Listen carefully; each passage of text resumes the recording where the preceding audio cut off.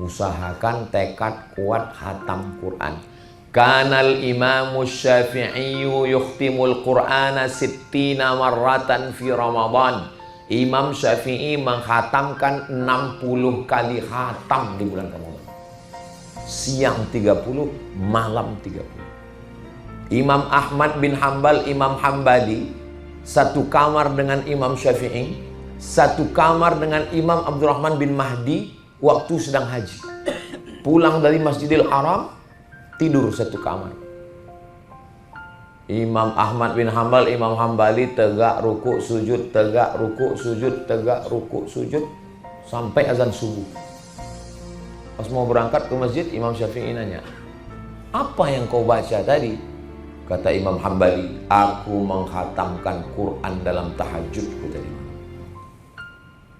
Kata Imam Syafi'i, ku tengok kau Abdurrahman bin Mahdi tadi malam bolak-balik, apa yang kau pikirkan? Aku menyeleksi hadis sahih, hadis dhaif, hadis palsu sebanyak 200 hadis. Habis itu mereka dua balik bertanya ke Syafi'i, berarti kau nggak tidur juga tadi malam? Iya. Apa yang kau buat? Aku mengambil hukum halal haram dari Quran dan hadis sebanyak 200 hukum. Karena Imam Syafi'i pakar hukum, Imam Abdurrahman pakar hadis, Imam Ahmad bin Hambal ahli ibadah. Andai kita orang yang keempat malam itu di situ. Dan orang bertiga ini bertanya, kau apa yang kau buat? Aku scroll aja sampai sini. Gak bisa aku tidur dari tadi.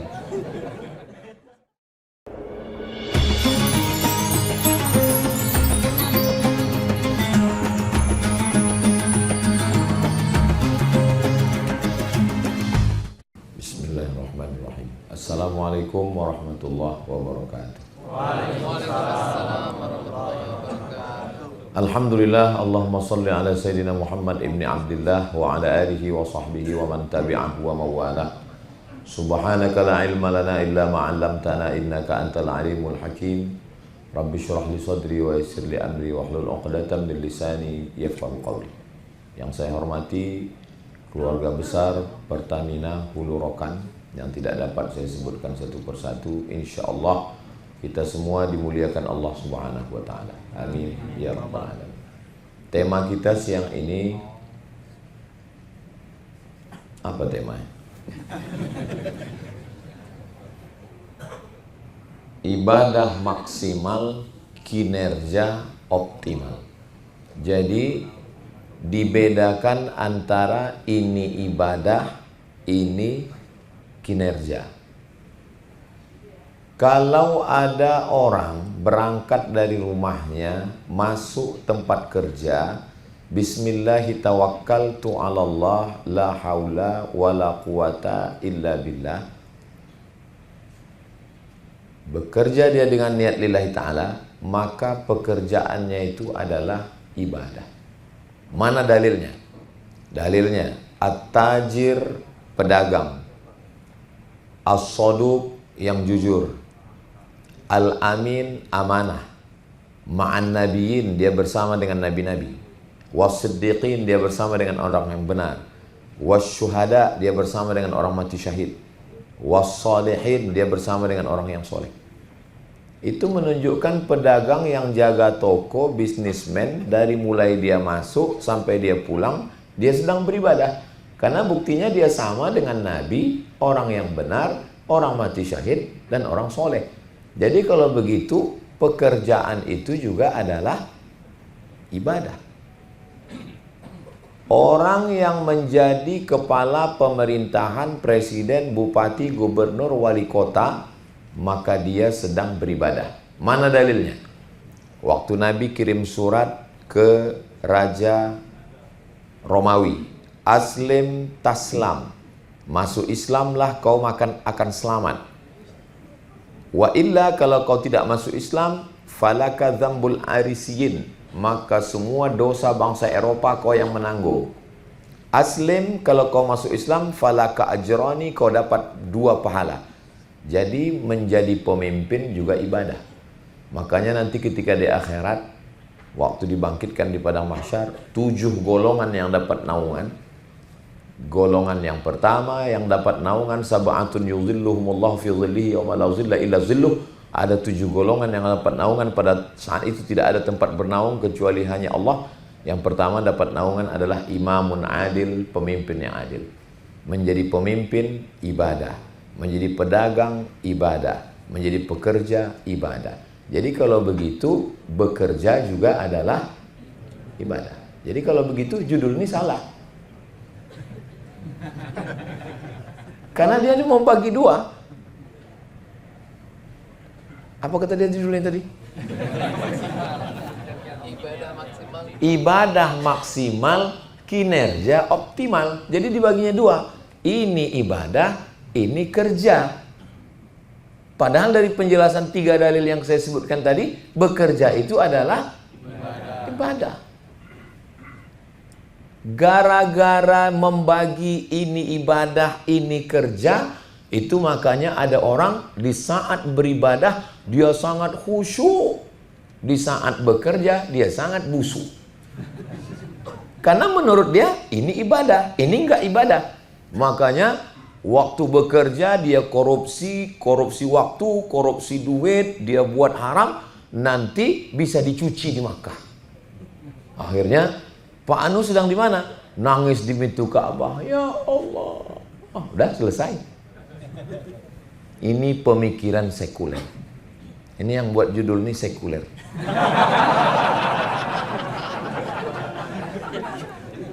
Sekuler itu artinya membagi dua, bahwa ini dunia, ini akhirat, ini kerja, ini bukan ibadah. Bahwa sedangkan dalam Islam ini semua ibadah. Makan ibadah. Loh, makan kok bisa jadi ibadah? Ketika kau sebut nama Allah, maka makanmu menjadi ibadah. Mana dalilnya? Allahumma barik lana fima razaqtana wa qina azabannar. Yang makan membaca doa, makannya ibadah. Tidur beribadah. Mana dalilnya? Bismika Allahumma ahya wa amut. Tidurmu menjadi ibadah. Perempuan yang mengandung anak, kalau dia mati, matinya mati syahid. Maka mengandung adalah ibadah. Makanya jangan ejek orang yang mengandung. Kau tahun lalu mengandung, tahun ini mengandung. Bilang sama dia, ibadah bilang. Man tazawwaja, siapa yang menikah, faqad istakmala nisfal iman. Siapa yang menikah, maka dia sudah menyempurnakan setengah iman. Maka menikah adalah ibadah.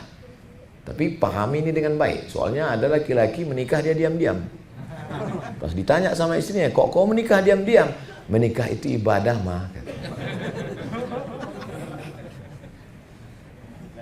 Jadi yang mau saya sampaikan adalah jangan bagi ini ibadah, ini tidak ibadah. Detak jantung kita ibadah, hembusan napas ibadah, langkah kaki ibadah, kedipan mata ibadah, di kantor ini beribadah, pulang ke rumah mengurus anak istri pun beribadah, perempuan yang bekerja di kantor ini beribadah, dan kalau dia pulang mengurus suaminya juga ibadah. Sampai kapan kita berhenti ibadah? Sampai hembusan terakhir malaikat mencabut nyawa, barulah berhenti kita beribadah. Begitu pemahaman. Kenapa? Ustaz ngomong gini dalilnya mana? Wa ma khalaqatul jinna wal insa illa liya'budun. Kuciptakan manusia itu untuk beribadah. Enggak ada untuk lain. Kuciptakan handphone ini hanya untuk dipakai ngomong. Berarti kalau dipakai handphone ini untuk yang lain, sudah keluar dari SOP, standar operasional, SOM, standar operasional mikrofon. Jadi kalau ada orang yang membagi-bagi, waktu di kantor bukan ibadah, waktu di masjid ibadah, waktu di rumah bukan ibadah, waktu di Masjidil Haram ibadah, waktu di Indonesia bukan ibadah, waktu di Tanah Suci ibadah. Itu bukan ajaran Islam. Ajaran Islam dimanapun kita beribadah. Di dalam toilet, ibadah. Mana dalilnya dalam toilet itu ibadah? Allahumma inni a'udzubika minal khubuthi wal khaba'is. Maka tapi jangan gara-gara ini lalu di toilet lama, rupanya meriksa handphone. Saya cuman mau menjelaskan bahwa hidup kita ini hakikatnya adalah ibadah. Hanya saja ada namanya ibadah mahdhah, pure ibadah. Ada perbuatan, aktivitas sehari-hari bernilai ibadah. Mungkin yang dimaksud panitia yang menulis ini, jangan gara-gara ini dia tobat disuruh nulis lagi. Aku nggak usah kalian suruh lagi, disalahkan Ustaz Somad kemarin. Cukuplah itu yang pertama dan terakhir. Yang dia maksud adalah ada yang ibadah pure, original, murni, istilahnya mahdoh. Sholat, puasa, zikir, baca Quran. Itu namanya ibadah mahdoh.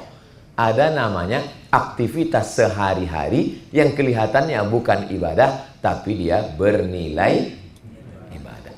Saya nggak mau juga ceramah ini dipahami salah. Lalu nanti ketika orang masuk kantor buat laporan, sibuk depan komputer, pas suara azan berkumandang, diajak dia, yuk sholat ya bro.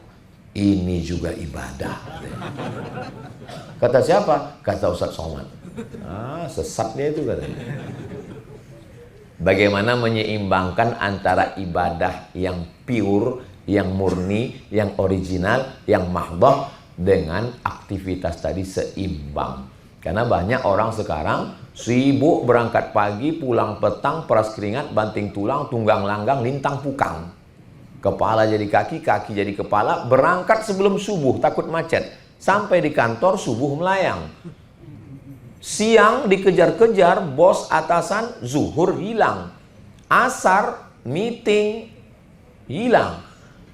Berangkat sore, pulang mau ke rumah, maghrib hilang. Sampai di rumah capek, tertidur. Isya pun hilang. Gak sholat. Begitulah terjadi. Sepekan, sebulan, setahun, sampai akhirnya barulah ketemu sama keluarga, ketemu anak, ketemu istri di ruang ICU. ICU Pak Ustadz, tulisannya ICU.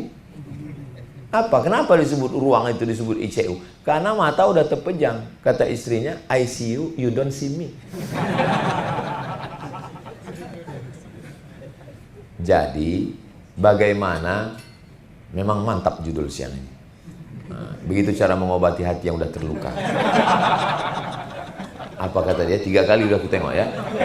Bagaimana supaya ibadahnya maksimal dan kinerjanya juga optimal. Masuk kantor on time, tepat waktu. Tapi khataman Qur'annya juga dapat. Ini sudah hari keberapa ini? Cara melihat ini hari keberapa, kalau mau tahu, nanti habis ini, saya nggak mau mempermalukan orang. Coba nanti yang kawan akrabnya, coba buka Quran digitalmu. Buka nanti Quran digital. Tengok, buka Quran digitalnya. Lalu kemudian tengok dia udah baca juz berapa. Nanti ketahuan tuh udah hari keberapa. Ada yang baru hari pertama hari ini.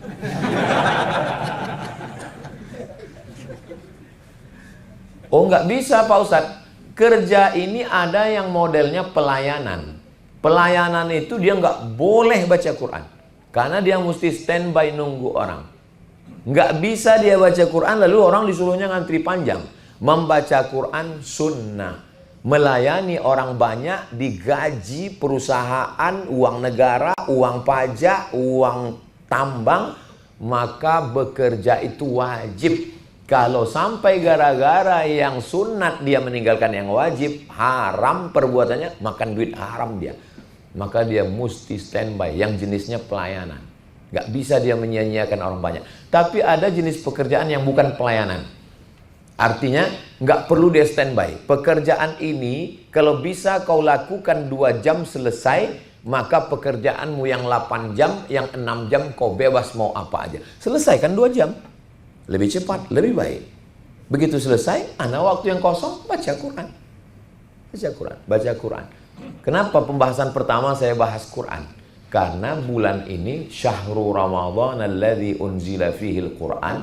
Bulan Ramadan adalah bulannya turun Al-Quran. Baca Quran itu kalau nggak terlalu cepat, nggak terlalu pelan, itu 1 jam itu 1 juz. Berapa kali kita hari ini dari pagi tadi sudah buka Quran, berapa kali buka handphone, dan berapa kali sudah scroll. Kadang ada orang memang nggak mau melihat, scroll aja hobinya. Scroll, 1 jam scroll aja. Ada aplikasi itu. Bisa kita buka nanti di akhir pas mau tidur malam, berapa jam kita buka handphone satu hari itu. Nanti dibuatnya laporan. Anda sudah membuka handphone Anda satu hari ini 6 jam. Berarti 6 juz. Nah, maka kerjanya tetap yang mana maksimal, yang mana optimal. Silakan bekerja, tapi baca Quran jangan sampai tinggal. Masih ada 18 hari lagi. Maka jangan sampai ini ketinggalan. Usahakan selesai Ramadan ini khatam insya Allah. Amin. Kau udah berapa, Bu? Aku 6. Wah, hebat kau ya. Aku Iqra 6. Nggak ada standar dalam Islam S1 22 tahun, S2 25, S3 27, nggak ada. Jangan berkecil hati yang belum pandai baca Quran. Saya ketemu dengan direktur bank, orang kaya, pejabat. Dia baru belajar Quran umur 60, waktu dia sedang umroh. Dia panggil guru ngaji, dia belajar baca Quran. Terbuka pintu hidayah sejak dia balik dari umroh. Umur 60 dia belajar baca Quran. Habis itu semua anak buahnya dipanggilnya, rupanya nggak pandai juga baca Quran. Nggak apa-apa. Bagi yang udah menikah, yang punya istri, bertanggung jawab di hadapan Allah. Kalau saya lihat dari susunan Quran itu kayaknya nggak pernah dibaca. Rapi kali ku tengok. Bukan begitu Pak Ustadz. Ini karena mau acara kami susun rapi. Ustadz pun nggak boleh suuzon. Bulan-bulan puasa ini nyari marah aja. Kepala rumah tangga, nanti usahakan pulang tarawih panggil istri. Aku nggak ingin masuk surga sendirian tanpa kamu sayang. Baca Quran. 1 lembar. Habis itu anak baca. Anak pertama, udah berapa juz? Loh kok tiba-tiba papa begini? Ustaz Somad nyuruh tadi. Anak kedua, istri, mama baca mana? Yasin. Hah? Kenapa kau baca Yasin? Udah juz 23. Persiapan untuk meyasinkan kau katanya. Baca. Usahakan tekad kuat khatam Quran. Kanal Imam Syafi'i yukhtimul Qur'ana 60 marratan fi Ramadan. Imam Syafi'i menghatamkan 60 kali khatam di bulan Ramadan. Siang 30, malam 30. Imam Ahmad bin Hambal, Imam Hambali, satu kamar dengan Imam Syafi'i, satu kamar dengan Imam Abdurrahman bin Mahdi waktu sedang haji. Pulang dari Masjidil Haram, tidur satu kamar.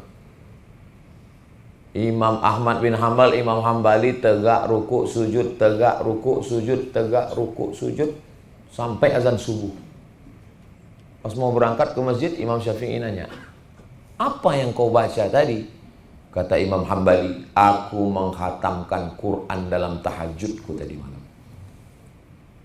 Kata Imam Syafi'i, ku tengok kau Abdurrahman bin Mahdi tadi malam bolak-balik, apa yang kau pikirkan? Aku menyeleksi hadis sahih, hadis dhaif, hadis palsu sebanyak 200 hadis.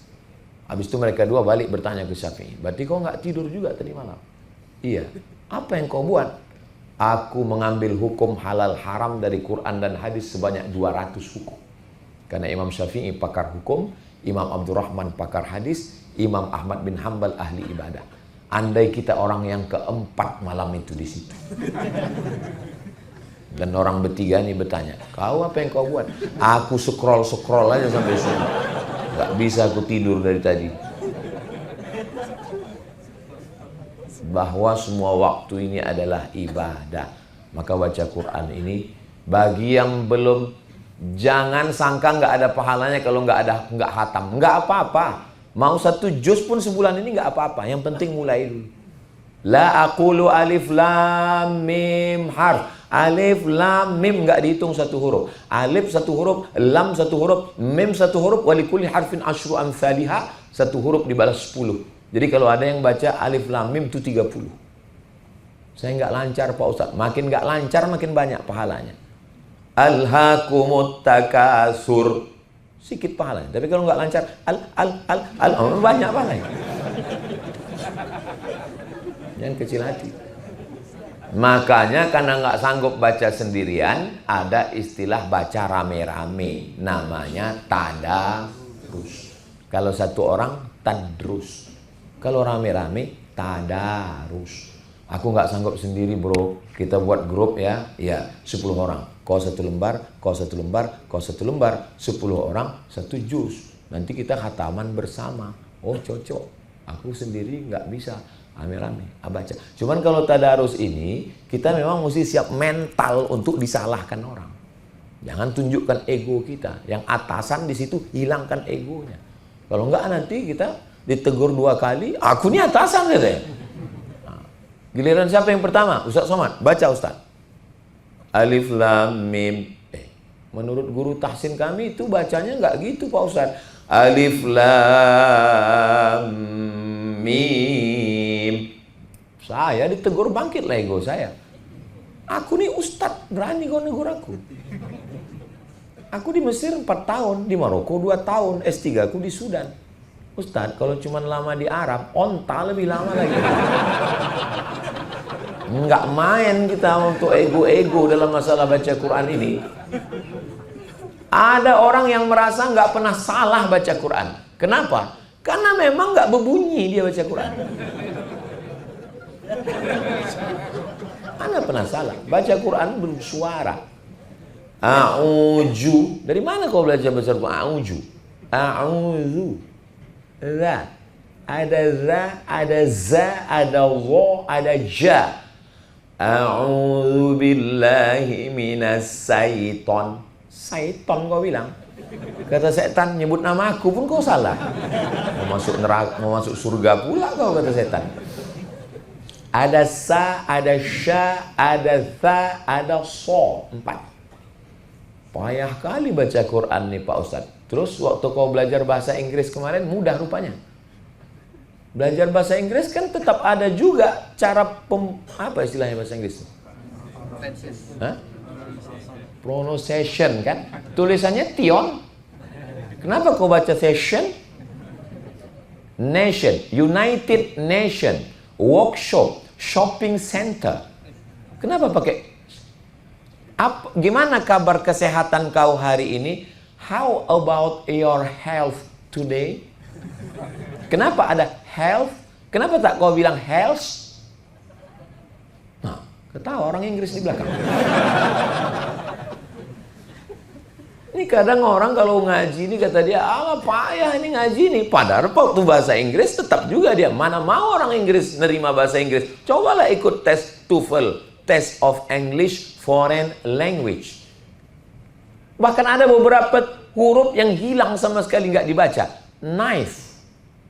Knife tulisannya. Knife. Jadi setiap bahasa itu punya ciri khasnya masing-masing. Apalagi bahasa Prancis, semuanya jadi huruf lain. Bonjour. Tulis jelas-jelas tulisannya bonjour. Bonjour. Pusing kepala kita membacanya. Tapi kenapa kita tetap wajib membaca? Saya datang ke rektor. Pak Rektor, saya bilang, ini bahasa ini nggak ada gunanya untuk kami di Indonesia. Hebat pun kami di sini. Kata dia, kalau kau mau kuliah sini, kau pelajari nih. Nggak mau cabut kau dari sini. Katanya. Paksa kami belajar lagi. Selamat pagi, bonjour. Selamat siang, bonsoir. Siapa namamu? Komong tutapel. Nama saya Abdul Somad. Je suis étudiant Darul Hadis Établissement. Mau nggak mau? Kenapa kita belajar? Terpaksa. Kenapa baca Quran kita nggak mau belajar? Nggak terpaksa. Jangan sampai kita dipermalukan anak-anak kita. Balik anak kita dari TK, SMP, Quran, nanya dia. Papa. Tadi di sekolah kami belajar tajwid. Min qablikum. Non mati kalau ketemu dengan qab gimana Pak? Ya qabnya lari karena nonnya udah mati. Malu kita di depan anak-anak kita. Nanti dia pulang dia akan nanya. Dengarkan bacaan hafalan adik ya. Sekarang orang anak TK tamat TK, hafal juz amma. Kata gurunya di sekolah, adik, hafalannya dengarkan ke papa, ke mama ya. Nampak kali bodoh kita. Dengarkan Pak. Amma yatasaalun 'anin naba'il 'azim alladzi hum fihi mukhtalifun. Kalla. Apa ya? Makanya kalau ada anak datang mau mendengarkan bacaan, cepat-cepat buka handphone. Langsung cari, tanya dulu surat apa, bilang. Kalau enggak, nampak bodoh kita. Hilang harga diri kita di depan dia. Nah, jadi tentang bacaan Quran ini, bacalah dengan baik. Pak Ustadz, bagusnya di bulan Ramadan ini baca Quran dengan artinya atau banyak-banyakan khatam? Banyak-banyakan khatam. Bulan Ramadan ini memang lomba banyak-banyak khatam. Makanya kalau ada Ustadz yang ngomong, jangan banyak-banyak khatam. Nggak ada gunanya kalau baca Quran nggak tahu artinya. Diam kau bodoh. Bulan Ramadan ini memang lomba banyak-banyak khatam. Kalau mau ngerti maknanya, perkata nanti setelah bulan Ramadan. Ini memang bulannya bulan Al-Quran, memperbanyak khatam Al-Quran. Al-Quran beli yang ada 5-nya. Ada Qurannya, ada tahsinnya, idgham, ikhfa, gunnah, qalqalah, merah, hijau, kuning, kelabu, ungu, seperti lagu balonku ada 5. Ada makna kosakatanya, ada asbabun nuzulnya, ada tafsirnya. Potong-potong. Ya ayyuha, hai orang-orang, allazina yang amanu, beriman, kutiba, diwajibkan, alaikum, bagi kamu, siyam, puasa, kama, sebagaimana, kutiba, diwajibkan. Nah, jadi kita baca itu dengan baik. Jangan sampai punya Quran diikat pakai kain sutra, di dalam kotak kayu, diletakkan di lemari ruang tamu. Setiap tamu yang melihat berdecak kagum macam menengok kucing Anggora. Apa ini bro? Quran. Quran apa? Inilah Quran akad nikahku dulu tahun 2000. Sampai sekarang nggak pernah dibuka sampai mati. Kunikahkan engkau dengan anakku dengan mahar seperangkat alat sholat dan kitab suci Al-Quran, nggak pernah dibuka sampai mati. Tunai. Buka lagi yang kemarin maharnya Al-Quran, bacakan. Karena tujuan menjadikan mahar Al-Quran supaya istri ngaji sama suami. Mudah-mudahan di Ramadan ini yang belum pandai ngaji terbuka pintu hidayah, dia pandai ngaji. Selesai Ramadan ada peningkatan insya Allah. Amin ya rabbal alamin. Tadi saya mulai jam 11:30, sekarang sudah jam 12.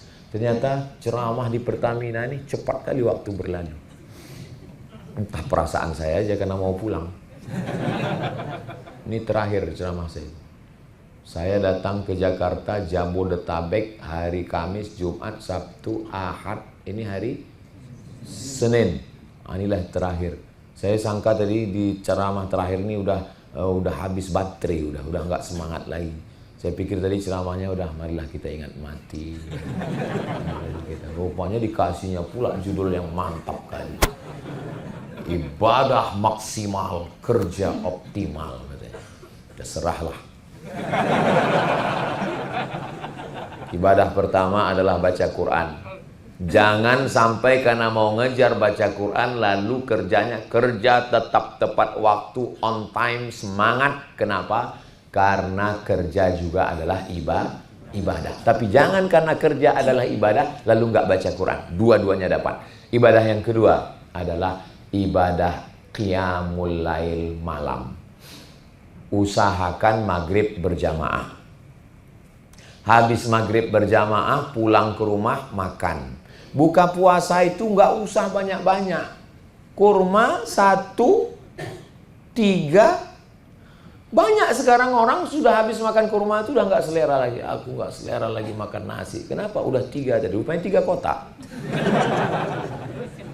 3 biji. Allahumma laka sumtu wa bika amantu ala rizqa aftartu bi rahmatika ya arhamar rahimin. Selesai. Habis itu sholat maghrib. Habis itu sholat maghrib. Usahakan sholat maghrib di masjid berjamaah. Habis itu balik ke rumah makan berat. Habis itu sholat isya. Habis sholat isya sholat tarawih. Habis sholat tarawih sholat witir. Habis sholat witir pulang ke rumah. Kalau ada tadarus itu tadarus. Kalau enggak pulang ke rumah tidur. Jangan lewat tidur dari jam 10. Paling jam 11. Jam 10. 11, 12, 1, 2, 3. Cukup 5 jam tidur. Karena kalau lambat tidur malam, nggak optimal kerja. Pasti ngantuk, berat. Katanya Pak Ustadz, setan udah nggak menggoda lagi karena diikat. Memang, kau lah udah jadi setan. Nah, jadi makanya cepat tidur malam. Cepat tidur malam supaya, karena nggak bisa tidur malam itu digantikan dengan tidur siang. Tidur yang paling berkualitas habis isya itu. Tapi saya nggak biasa tidur malam Pak Ustadz. Biasanya nonton bola begitu begini. Makanya habis tarawih itu pulang makan antimo. Bagi yang susah-susah tidur malam, udah 10 malam ini, udah 12 malam payah tidur. Coba resep ini insya Allah. Tapi setengah aja, jangan sepapan. Sepapan kau makan, bangunnya malam takbiran. Untung kalau bangun malam takbiran. Kalau bangun tiba-tiba terdengar marabbuka, baru tahu. Nah, kenapa saya suruh cepat tidur malam?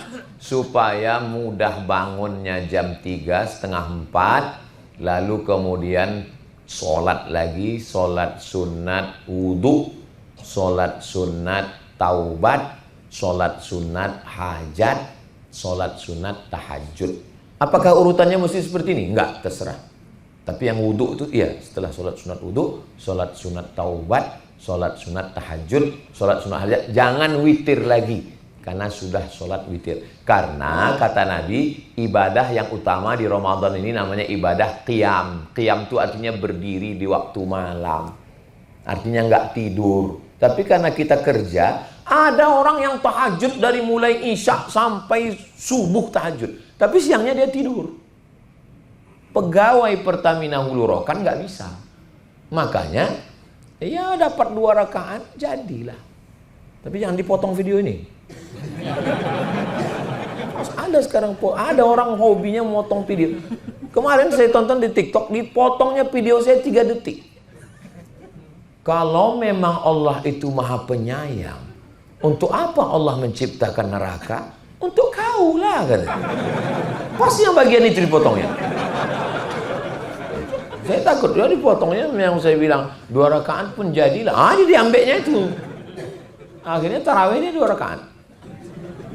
Makanya kalau nonton ceramah Ustadz, jangan tonton yang potong-potongan itu. Tonton yang full di Pertamina Hulu Rokan, 1 jam di channel Ustadz Abdul Somad Official. Subscribe, like, share, and comment. Ibadah yang kedua adalah qiyamul lail, jangan sampai tinggal. Tarawih 8 rakaat. Tempat kami 20 tambah witir 23, bagus. Menurut mazhab Maliki 36, tambah witir 3, 39. Silakan. Mau pilih 39, bagus. Mau pilih 23, bagus. Mau pilih 8 tambah 3, 11, ya nggak tahu. Mungkin dia ada dalilnya juga. Kami pun beberapa malam ini kami buat karena capek dari keliling sampai di hotel kami tarawih. Tarawih apa namanya nih? Efisiensi. Jangan sampai nggak tarawih sama sekali. Jangan sampai nanti rupanya Ramadan tahun depan kita udah nggak hidup lagi. Rabbana absorna, mata kami sudah menengok azab. Wa sami'na, telinga kami sudah mendengar azab. Farji'na, balikkan lagi kami ke dunia. Na'mal solihan, kami mau beramal soleh. Jadi saya dikasih tahu tausiahnya sampai jam 12.30. Karena saya mulai tadi 11.30 berakhir 12.30. Nanti bapak-bapak, ibu-ibu semuanya langsung sholat zuhur. Habis itu kalau pas kalian sholat zuhur tuh, itulah saya cabut ke airport. Karena saya nanti sholatnya di airport. Saya sholat berjamaah juga dengan tim ini di airport. Ini saya jelaskan supaya jangan ada dusta di antara kita. Enggak apa-apa Pak Ustadz, azannya jam 12:07. Terus kami nanti sholatnya jam 12.30 di Masjidil Haram itu. 30 menit dari azan ke sholat. Tapi jangan itu dijadikan alasan untuk menunda-nunda sholat. Kalau nggak ada alasan, begitu azan 2 rakaat, 4 rakaat. Kalau qobliyah zuhur tuh 4 rakaat. Man sholla isnatai asyarata rakaah, 12 rakaat sehari semalam. Sholat sunat. 2 rakaat sebelum subuh, 4 rakaat sebelum zuhur, tetap 2 rakaat 1 salam. 2 rakaat setelah maghrib, 2 rakaat setelah isya. Loh, kok kurang ya? 2 rakaat sebelum subuh, 4 rakaat sebelum zuhur, 2 rakaat setelah zuhur, 2 rakaat setelah maghrib, 2 rakaat setelah isya. Saya sebetulnya pura-pura lupa mau ngetes orang ini. Kenapa malam itu kita tarawih, witir, tahajud? Supaya di luar Ramadan ringan sholat sunnah. Itu tujuannya. Allah bisa karena biasa. Ini saya tengok orang banyak nggak sholat sunat. Masuk masjid nggak ada tahiyatul masjid. Orang qobliyah dia duduk. Orang ba'diyah dia cabut. Pas ditanya kenapa kok nggak sholat sunat? Sholat sunat dikerjakan berpahala, ditinggalkan nggak apa-apa. Itulah yang membuat orang nggak sholat sunat. Padahal siapa yang sholat sunat 12 rakaat sehari semalam, dibangunkan Allah untuknya istana di surga. Mudah-mudahan kita termasuk yang istiqomah sholat sunat insya Allah. Saya yang sampai sekarang masih belum dapat saya jawabannya. Kenapalah layar itu ditempel di dinding? Cuman orang mau nengok. Iya kan? Kalau di depan masih masuk akal. Kalau di samping beginilah dia nengok. Habis acara ini sakit lehernya. Ustaz Somad ini kritis sekali. Judul pun dikritisinya, layar pun dikritisinya. Memang kalau lapar nih kritis kita ternyata. Ibadah maksimal. Ibadah baca Quran sudah. Ibadah bangun malam sudah. Ibadah apa lagi? Ibadah yang ketiga adalah man fattara shaiman, siapa yang memberikan buka puasa kepada orang yang makan puasa. Kalau di tempat kita orang mau ngundang buka puasa tuh seriusnya minta ampun. Kalau di Mesir nggak gitu. Ketemu di bis, ditanyanya, Indonesia? Are you Indonesian student? Kau anak Indonesia? Kenapa anak? Waktu dulu kami kuliah itu anak Indonesia dicari. Karena anak Indonesia itu korban IMF, krisis moneter, fakir miskin. Dia kalau dijawabnya Brunei, Malaysia nggak dikasihnya. Indonesia langsung dikeluarkan duit, kasihnya. Ini ambil 100 pon, makan buka puasa sama kawan-kawanmu ya. Simple, beda sama orang kita. Orang kita kalau mau ngundang anak yatim, suruh datang jam 4. Suruh baca Yasin. Fasubhanalladzi biyadihi malakutu kulli syai'in wa ilaihi turja'un. Shadaqah 3 kali ya, Dek. Udah habis 3 kali tahlilnya la ilaha illallah 100 kali. Itu kau bukan ngasih orang makan, itu namanya membunuh anak yatim.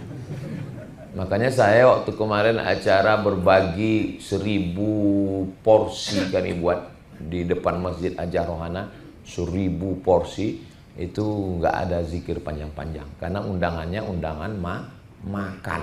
Kalau mau ngasih orang makan, dia kasih makan, jangan diazab dia. Berkunang-kunang matanya, berhalusinasi dia bilang berbuka.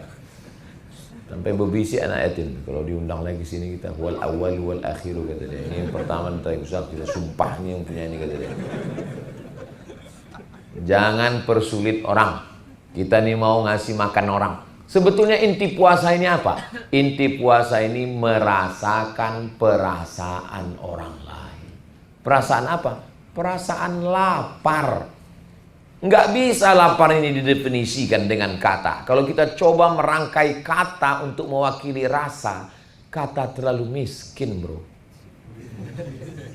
Nggak bisa. Coba siapa yang bisa mewakili bagaimana menceritakan lapar? Lapar itu mesti dirasakan. Makan azan sebelum azan subuh, berbuka kau azan maghrib. Barulah kau rasakan itu namanya lapar. Seminar internasional membahas tentang kelaparan di Ethiopia. Nggak menghasilkan apa-apa. Kenapa? Narasumbernya kenyang. Panitianya kenyang. Orang kenyang nggak bisa cerita lapar. Makanya kalau sudah lapar itu menyentuh hati, ringan tangan berbagi. Apa tanda puasa kita ini diterima Allah? Tengok. Ibu yang punya suami, lihat. Kalau dia berubah bersedekahnya, itu berarti sudah menyentuh hati. Memang betul Pak Ustadz, saya lihat suami saya ini dulu sebelum puasa, pelit bin bakhil bin medit bin kikir bin kedekut. Sekarang setelah puasa nih Pak Ustadz, dulu kalau ada kotak 2000, sekarang 2500. Sikit kali perubahan. Jadilah daripada enggak sama sekali. Nah jadi bersedekah. Ini orang-orang Pertamina ini orang kaya-kaya semuanya. Ustadz kok tahu? Dulu saya waktu SD, yang paling hebat di kelas saya itu, itulah yang bapaknya kerja Pertamina. Sombongnya minta ampun. Dulu kalau yang sekarang ini baik-baik. Itu ceramah di Pertamina, karpetnya baru, sejuknya minta ampun. Saya terus terang sini rasa-rasa di pesawat ini. Kok tahu begini berjaket saya tadi. Dingin, adem, ayem. Coba kita ceramah di musola, kipas mati, AC nggak hidup, karpet bau. Tapi di Pertamina ini, makanya orang yang paling tidak bersyukur adalah pegawai Pertamina yang nggak beribadah. Itulah orang yang paling kufur nikmat. Orang kalau nikmat itu ada pada dirinya tiap hari, tiap bulan, tiap tahun, dia udah nggak merasa nikmat lagi. Bagi pegawai Pertamina, kerja di Pertamina ini bagi dia biasa aja. Tapi bagi orang yang ikut tes seleksi pegawai Pertamina udah 10 kali nggak lulus-lulus, menengok seragam Pertamina itu meleleh air liurnya. Bagi ibu, suami ibu itu biasa aja. Tapi bagi jomblowati yang belum ketemu jodoh, menengok suami ibu itu meleleh air liurnya. Bagi kalian, istri kalian itu biasa aja. Tapi bagi orang yang belum ketemu jodoh, nggak usah kalian teruskan. Nah, jadi memang kadang nikmat ini bagi kita sesuatu yang biasa. Kalau adalah 3 orang mau minang anak gadis. Ini 3 orang anak lajang, bujangan mau minang anak gadis. Yang satu S1, S2, S3. Yang satu lagi pegawai negeri golongan 3A. Yang satu lagi pegawai Pertamina. Kira-kira yang mana diterima? Alah, malu pula kalian bilang Pertamina. Pertamina inilah yang diterima. Pasti yang Pertamina diterima. Kenapa? Jelas harga minyak naik sekarang. Apalagi setelah Donald Bebek menghantam Iran ini. Naik harga minyak Eropa sekarang. Kenapa? Karena itulah pokoknya. Nggak bisa masuk kapal itu karena perang. Jadi menjadi pegawai Pertamina ini adalah impian setiap orang. Maka beruntunglah. Mensyukuri nikmat Allah ini dengan apa? Mensyukuri dengan ibadah maksimal, kinerjanya optimal. Kenapa saya semangat ceramah ini sekarang? Saya semangat ceramah ini karena di depan orang yang masih aktif kerja. Kalau di depan orang yang udah berhenti di Pertamina, nggak kayak gini saya ceramah. Paling saya ceramahnya banyak-banyaklah mengingat alam barzah. Untuk apa kita semangat? Dia pun udah nggak kerja lagi. Tapi karena pegawai ini masih dalam etos kerja yang maksimal, maka insya Allah yang saya sampaikan ini bekerjanya semangat. 3 ibadah itu aja dulu, nggak usah banyak-banyak. Yang pertama, baca Quran. Yang kedua, qiyamul lail, sholat malam. Yang ketiga adalah sedekah, sedekah, sedekah. Disimpan pun duit itu banyak-banyak. Untuk apalah duit itu disimpan banyak-banyak? Simpan, simpan, simpan, simpan, simpan, simpan, mati. Habis diambil istri. Nah tuh, udah bisik-bisik orang tuh. Bapak punya tabungan 2 miliar, amin. Amin. Meninggal. Untuk istri itu, menurut kompilasi hukum Islam Indonesia, nama hartanya gonogini. 50% diambil mereka. 1 M untuk kalian, Bu. Dah, tinggal untuk almarhum 1 M. Istri dapat lagi. Kalau ada anak 1/8. Kalau nggak ada anak 1/4. Kebetulan nggak ada anak.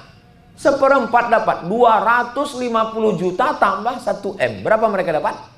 1.250.000.000. 750 karena nggak punya anak dibagi ke ibu, ke ayah, ke saudara. Istri paling banyak dapat 1.250.000.000. Dia cuma nunggu kita 4 bulan 10 hari. Habis itu datang brownies, berondong manis, meminang dia. Bayangkan 1.250.000.000 dibeli mereka moge untuk jalan-jalan sore.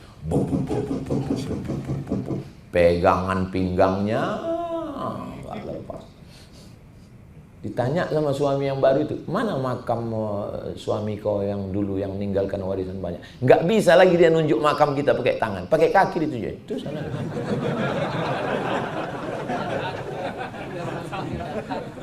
Saya bukan mau merusak kemesraan kalian, bukan. Saya nggak mau juga kalian pulang dari sini lalu ketus aja. Gimana papa? So, kau tanya-tanya aku. Soalnya kau mau bonceng moge ya? Hah? Apa maksud papa? Bukan itu maksud saya. Maksud saya, kita berpikirlah untuk hidup kita. Jangan kata Nabi, kalian ini terlalu banyak ngurus harta orang daripada harta kalian. Enggak ya Rasulullah. Kami ngurus harta kami. Enggak kata Nabi. Kalian lebih banyak ngurus harta orang. Apa maksud engkau ya Rasulullah? Karena harta yang kau tinggal diambil orang. Harta yang kau urus untuk agama Allah, itulah yang kau bawa mati. Ini kalau saya lihat dari senyum pegawai Pertamina ini minimal tabungannya 1 M. Dari bunyi aminnya macam kurang yakin. Pas saya bilang 1 M tadi kuat aminnya itu di sini. Nampaknya yang pegawai yang tinggi itu agak di sini. Di sini agak sedikit aja. Amin gitu deh. Punya tabungan 1 miliar. Amin. Amin. Kemudian sekarang kan sedekah udah pakai barcode kris. Lalu di scan-nya kris, scan, langsung transfer BSI dengan bank muamalah. Tit. Rencana mau ngetik nolnya 5. Lupanya karena kurang fokus terketik 6. Meleleh air mata. Sejuta dikirimnya. Berarti tabungan tinggal 999 juta. Pas nanti malam mati. Yang dibawa mati yang 1 juta yang salah ketik itu atau yang 999 itu? Yang salah ketik itulah yang tinggal. Kalau bolehlah kau menangis minta sama Allah, kenapalah aku nggak salah ketik 70? 10 juta. Dunia ini fata morgana. Istri jelas, mobil jelas, motor jelas, anak jelas, rumah jelas. Sekarang jelas.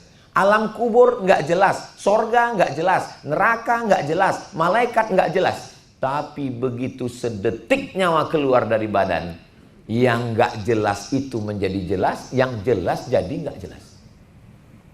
Begitu napas berhembus terakhir,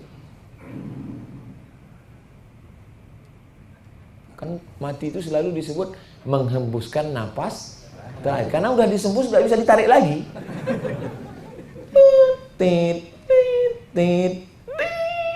Gitu ya?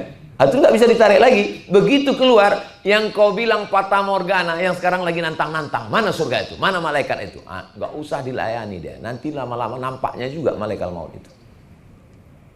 Istri menjadi fata morgana, mobil menjadi milik orang lain, gedung-gedung milik orang lain, rumah besar punya orang, mobil besar punya orang, bini besar diambil orang. Rumah yang kau cari dengan hasil tetes peluh keringat dan air mata perjuangan diambil orang. Habis semuanya. Tujuan saya ngasih tahu ini bukan bapak-bapak menjadi garang nanti pulang ke rumah. Tetap mesra dengan istri. Katakan dia, kau bidadari surga, aku bilang. Tapi nggak tahu juga lah ya. Maksud saya, pikirkan diri kita, apa yang mau kita bawa menghadap Allah. 3 ini aja bekal kita menghadap Allah, insya Allah. Mudah-mudahan istiqomah kita, insya Allah. Amin.